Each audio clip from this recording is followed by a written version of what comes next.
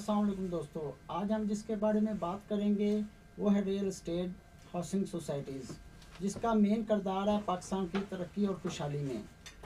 तो इसके एक डिपार्टमेंट जो कि सेल का है या परचेज़ का है, ठीक है, उसके बारे में आज डिस्कशन करेंगे। आपको मैं बताऊंगा गाइस कि अपना सेल परचेज़ में क्या क्या चीज़ें आ जाती हैं और दूसरा इसको अपना कौन लोग डील करते हैं।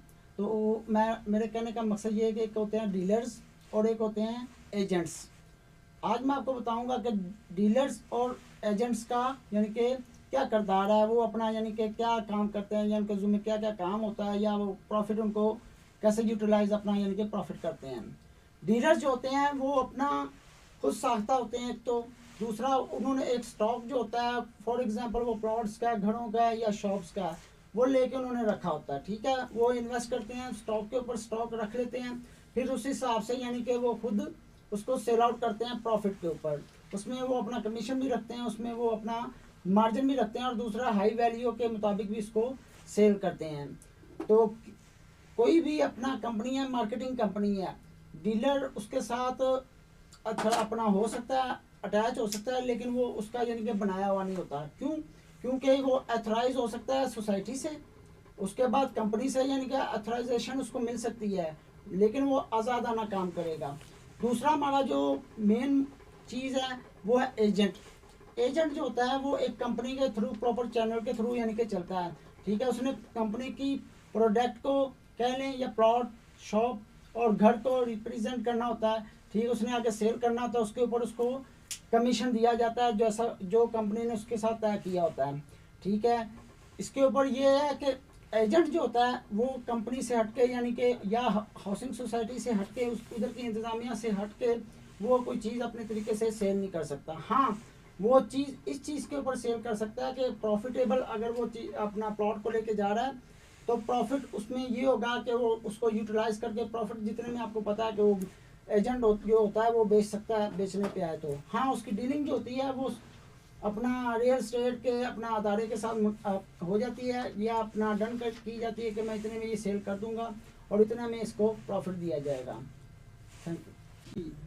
अस्सलाम वालेकुम। अब बात करते हैं जी। आज हमारे पास दूसरा जो पॉइंट आया हुआ है वो ये आया हुआ है कि जी ओपन फाइल्स और क्लोज फाइल्स के अंदर क्या डिफरेंस होता है, क्या फ़र्क होता है इनके अंदर। देखिए, ओपन फाइल्स तब लॉन्च की जाती हैं जब सोसाइटी के अंदर जो है डेवलपमेंट का जो काम है वो आपके पास 10% से लेकर 25 से 35% तक जो है वो किया जाता है, मुकम्मल किया होता है। उस टाइम के ऊपर आपको जो है ओपन फाइल्स लॉन्च की जाती हैं। अगर किसी सोसाइटी के अंदर आपके पास जो सोसाइटी है जिसके अंदर काम, जो डेवलपमेंट का काम जो है वो 40% से लेकर 70% के करीब हो चुका हुआ है, तो जो आपकी ओपन फाइलें होती हैं इनको बंद कर दिया जाता है और क्लोज फाइलें स्टार्ट कर दी जाती हैं। इसका मतलब ये होता है कि सोसाइटी जो है उसकी डेवलपमेंट का काम जो है वो 70% के नियर अबाउट है, तो अब जो है वो सोसाइटी अपने जो ओपन फाइल्स हैं इनको क्लोज कर रही है और प्रॉपर क्लोज फाइलों के ऊपर ही जो है वो रहेगी। उसके बाद सोसाइटी अपनी ओपन फाइल्स भी नहीं निकाल सकती। अगर उसको निकालना पड़ता है तो सब डिवीजन के अंदर आके अपना एक प्रोजेक्ट जो है उसको प्रॉपर तौर के ऊपर लॉन्च करती है, या अपना एक एक्सटेंशन जो है उसको करेगी, जिसको एज अ सब डिवीजन के नाम से जो है इसको कहा जाता है कि ये उसी टाउन के लिए सब डिवीजन। उसके लिए भी एनओसी लेना सोसाइटी के लिए लाजम होता है, और तब सोसाइटी जो है उस चीज़ के ऊपर, नए ब्लॉक के ऊपर जो है वो ओपन फाइल्स जो लॉन्च कर सकती है।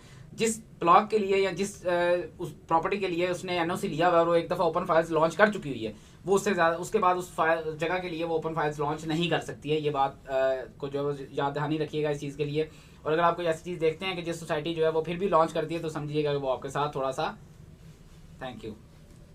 अस्सलाम वालेकुम दोस्तों, आज हम जिसके बारे में बात करेंगे वो है रियल एस्टेट हाउसिंग सोसाइटीज़, जिसका मेन किरदार है पाकिस्तान की तरक्की और खुशहाली में।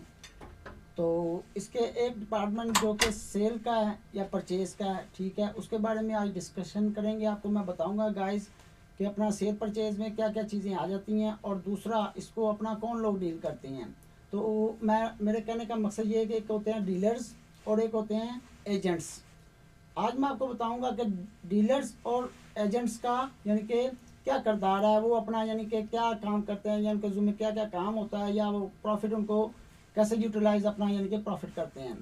डीलर जो होते हैं वो अपना खुद साख्ता होते हैं, एक तो दूसरा उन्होंने एक स्टॉक जो होता है, फॉर एग्जांपल वो प्लॉट्स का, घरों का या शॉप्स का, वो लेके उन्होंने रखा होता है, ठीक है। वो इन्वेस्ट करते हैं स्टॉक के ऊपर, स्टॉक रख लेते हैं, फिर उस हिसाब से यानी कि वो खुद उसको सेल आउट करते हैं प्रॉफिट के ऊपर। उसमें वो अपना कमीशन भी रखते हैं, उसमें वो अपना मार्जिन भी रखते हैं, और दूसरा हाई वैल्यू के मुताबिक भी इसको सेल करते हैं। तो कोई भी अपना कंपनी है, मार्केटिंग कंपनी है, डीलर उसके साथ अपना हो सकता है, अटैच हो सकता है, लेकिन वो उसका यानी कि बनाया हुआ नहीं होता। क्यों? क्योंकि वो अथराइज हो सकता है सोसाइटी से, उसके बाद कंपनी से यानी कि अथराइजेशन उसको मिल सकती है, लेकिन वो आज़ादाना काम करेगा। दूसरा हमारा जो मेन चीज़ है वो है एजेंट। एजेंट जो होता है वो एक कंपनी के थ्रू, प्रॉपर चैनल के थ्रू यानी कि चलता है, ठीक है। उसने कंपनी की प्रोडक्ट को कह लें या प्लॉट, शॉप और घर को रिप्रेजेंट करना होता है, ठीक है। उसने आगे सेल करना होता है, उसके ऊपर उसको कमीशन दिया जाता है जैसा जो कंपनी ने उसके साथ तय किया होता है, ठीक है। इसके ऊपर ये है कि एजेंट जो होता है वो कंपनी से हटके यानी कि या हाउसिंग सोसाइटी से हटके, उस उधर की इंतज़ामिया से हटके वो कोई चीज़ अपने तरीके से सेल नहीं कर सकता। हाँ, वो चीज़ इस चीज़ के ऊपर सेल कर सकता है कि प्रॉफिटेबल अगर वो चीज़ अपना प्लॉट को लेके जा रहा है तो प्रॉफिट उसमें ये होगा कि वो उसको यूटिलाइज करके प्रॉफिट जितने में आपको पता है कि वो एजेंट जो होता है वो बेच सकता है, बेचने पे आए तो। हाँ, उसकी डीलिंग जो होती है वो अपना रियल स्टेट के अपना अदारे के साथ हो जाती है, या अपना डन कर की जाती है कि मैं इतने में ये सेल कर दूंगा और इतने में इसको प्रॉफिट दिया जाएगा। Thank you. अस्सलाम वालेकुम। अभी हम आज आपसे बात कर रहे हैं, कभी आपने सोचा है कि ज़मीन मार्केटिंग या ज़मीन.com जो है वो इतनी हाइप पे कैसे चलेगी, या आपने कभी इस चीज़ पे गौर किया है कि ज़मीन.com जो है वो इतना बड़ा अपना एम्पायर कैसे खड़ा कर पाई है? आए चलें आपको आज इसके बारे में बताते हैं। पहली बात तो ये कि इन्होंने भाई फ्रॉड करके बनाया, ठीक है। फ्रॉड इन्होंने कैसे किया है, इन्होंने कुछ टेक्निक्स यूज़ की और कुछ फ्रॉड्स किया है। मतलब ये है कि इन्होंने एक पोर्टल ऐसा बनाया कि जिसके ऊपर प्रॉपर्टी के हवाले से जो है वो कुछ चीज़ों को जो है वो परचेज़ किया जाए। उसके अंदर ज़मीन.com ने क्या किया कि कंपनीज़ जो क्लाइंट्स के लिए चाहती थी, क्लाइंट चाहते थे जिस कंपनीज़ के लिए कि उनको सर्च करने के लिए, तो इनको पता लग जाता था कि ये कंपनीज़ को जो है वो सर्च किया जा रहा है या इस प्रोडक्ट को ज़्यादा सर्च किया जा रहा है, जो कि इनके पास टोटल हिस्ट्री जाती थी, इनके पास टोटल डाटा जाता था।